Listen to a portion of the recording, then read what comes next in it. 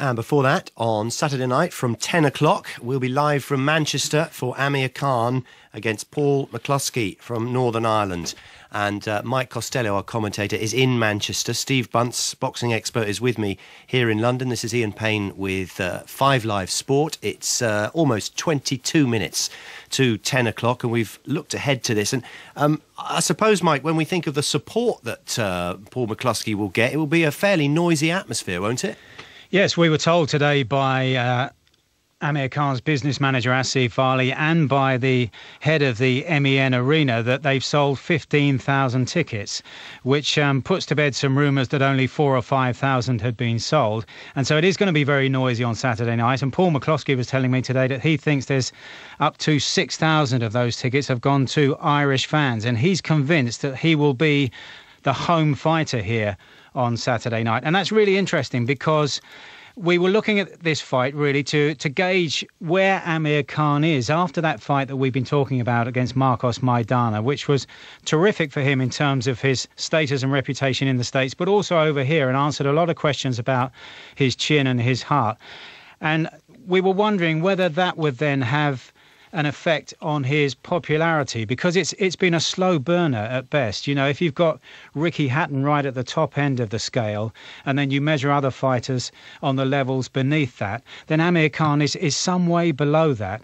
And there hasn't really been, we haven't really felt that kind of fever to want to see that fight. That might well be that the perception is that this isn't really a tough contest for him, and I think they've got that wrong. Yeah, you never want to look too far ahead, Steve, but inevitably people will. If Amir Khan, big if, but if Amir Khan should win on Saturday, is there a game plan? There's more than a game plan, Ian. There's a date, there's a venue, and there's an opponent with, allegedly with contracts ready to be signed. This is a guy called Tim Bradley, who's the WBO and WBC Light-Welterweight champion. Amir Khan holds the WBA version. And in theory, a fight with Bradley is as good as arranged. Bish, bosh, and bang for Golden July. Boy? Golden Boy, there you go. Surprise, Golden surprise. Boy, July 23rd at the MGM, which will be fantastic. And what will be interesting, Mike, I think, is that how many tickets he sells then, because the fight last year, if I'm not mistaken, Maidana against Khan, that was in December at the Mandalay Bay, about 5,000 tickets. Last weekend, Maidana, obviously a close loser in Fight of the Year, fights Eric Morales, a Mexican legend, an icon in that venue, and they sold only 4,000 and a bit until the day when they shifted just over 2,000 and nudged it to nearly 7,000 overall. So the big test, I think, becomes on July 23rd. If we can look past McCloskey, I know we shouldn't, but let's throw it forward slightly to see if Khan really has become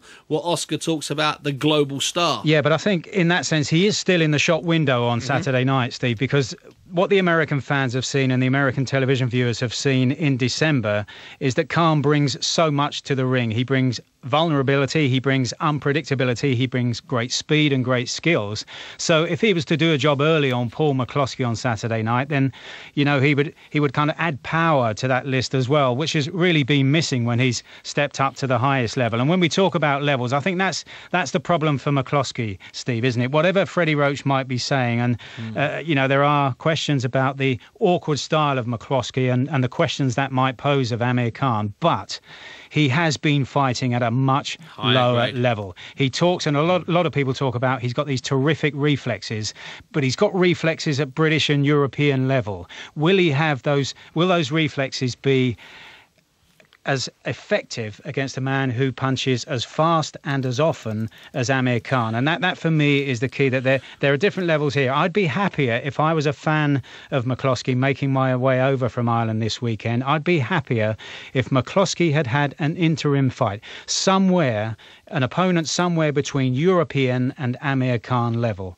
I think this is too big a step up. That makes awful sense. Yeah, OK, well, let's just turn our attention to the opponent. Again, you don't want to put the cart before the horse, because there is a very important night for Amir Khan, and judging from what the experts have been saying tonight, it's a fight he could actually lose. He's fighting Paul McCloskey from Northern Ireland. Let's speak to someone who knows Paul McCloskey very well. Joe Wrolley is with us. He's a columnist in local newspapers in Northern Ireland. He's also a family friend. He's from Dungiven. They still live in Dungiven. And welcome, Joe, to the programme, first of all. Hi, how are you doing? Very well, thank you. Fantastic scenes when Paul left Northern Ireland. He's quite a star, isn't he? Well, I mean, Dungiven would be a small by English standards, like a small village, but you'd have a very cohesive community there. And Paul played Gaelic football, for the local team until eventually he sort of went off to box for Ireland. So it'd be, everyone would know everyone, and Paul he runs the local sort of supermarket, and so he's very well known and popular and all that. And obviously we'd be, sort of excited and afraid in equal measure about Saturday night. Yeah, don't nick anything from his shop. Fantastic unbeaten record, of course. How important is that? Well, he's a very confident fellow. I mean, when he was playing Gaelic football with us, Gaelic football is a very sort of physically robust sport, and he cruised through the games, and the physical contact was no trouble. And he's always been a disciple of boxing. I describe him as a sort of a friendly, charismatic loner. I mean, his whole life he has trained 3 times a day. He's in terrific condition. He's got that sort of total confidence. I mean, I was talking to him last week, and he really. I know a lot of sort of boxers are like this, but he really just can't see any way that can beat him. And, there's just that confidence that he exudes. And I suppose the fact that he's got an unbeaten record and such a stellar sort of career as an amateur lends itself to that. But on the other hand, while Paul has been fighting in sort of Letterkenny Leisure Centre in Donegal, Amir's been fighting in Las Vegas, and we just won't know until Saturday night whether there's a gulf in class. Well, all friendship and unbiased apart, how much of a chance, seriously, do you give him, Joe? Well, I think that he needs to avoid the early sort of shellacking that's going to be inevitable. I mean, Amir's, as game as a pheasant, and he obviously truly loves fighting, and, he comes out and he throws, he sort of puts the blitzkrieg on you, as he did against Medina, and as he did against I can't remember the fella, the Orthodox Jew he knocked out after a few seconds. Exactly, aye. And, that's the thing that Paul needs to cope with. And I thought that the point that you made is the right one, that it's just, you can never tell until you see boxers together whether a boxer's out of his depth. I mean, a lot of people thought, for example, that Ricky Hatton might just be the man to undo Floyd Mayweather. But within 30 seconds, you just thought to yourself, oh my God, how did Ricky Hatton ever become a world champion? The gulf was so enormous. Now, I don't think that sort of gulf exists between Paul and Amir, because Amir has shown that he's vulnerable. I mean, I don't know how he stayed on his feet against Medina in the 11th round. I've never seen a man, staying on his feet while he's actually knocked out. And, he certainly, his conditioning is very good and all of that. But I'm not so sure that his opponents have been stellar opponents. He's clearly been fighting at a much higher level than Paul. But having said that, I mean, I think, I heard Bunce saying one night, and I agree totally with it, as I always do with Bunce. Everyone does. Well, exactly.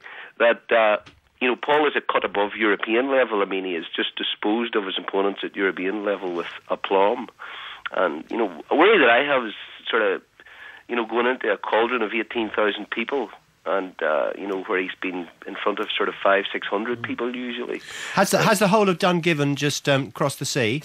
Yeah, I think everyone's going. I think the sort of so I mean the population of Dungiven would be roughly 3,000. I think that Paul sold sort of with his sister sells a lot of the tickets for him. I think they sold maybe 2,500 tickets in and around the town. Right, so it's going to be an empty town. Joe, listen, thank you. They'll be getting no pay-per-views out of Dungiven. I don't think they will. Joe, thanks very much for talking to us. No problem. It's amazing, isn't it? Northern Ireland produces so many great boxers, doesn't it? They had a sort of a send-off for him. They had a big sort of parade in town, but ended in a big disco, and he sort of went back to Belfast, where he got on the train, and everyone was like, "Yeah, exactly." It's a great event. Now, there's one. Joe sort of nearly touched on it there. It's talk about this cauldron. You walk out, there's 18,000 people now.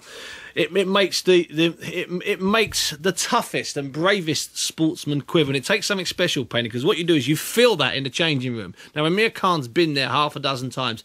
This kid hasn't. He's been fighting in front of 1,000 people, 600 people, 1,100 people, and it's going to be really interesting to see how he deals when he comes out of they have a tunnel for him. He'll come out into the lights, and then there's 18,000 people. And I'll just tell you one quick story. It'll take 20 seconds. Go on, then. When Ricky Hatton fought Jose Castillo out in Las Vegas, 18,000 people, MGM. He was there with him, Wayne Rooney, carrying Ricky's belt. They're just about to enter the arena. The place is going mad. They're all singing Ricky, Hatton Wonderland. And Ricky's standing there, relaxed as anything. He looks up, and Wayne Rooney's, I'm holding my hands up, and they're holding the belt, shaking like a leaf because of what it does to you. So that's something that Paul has never experienced, and we'll find out at about 5 minutes to 11 on Saturday night. night. It is 12 minutes to 10. And thank you very much indeed to Steve Bunce and to Mike Costello. Verdict on the fight on Saturday, Steve, very briefly. Amir wins, but I think it could be a hard fight. Mike? Yes, messy early on, but I think the step up for Paul McCloskey is too much in one fight, so I think it's Amir Khan for me, and Amir Khan strongly. OK, that's in Manchester. And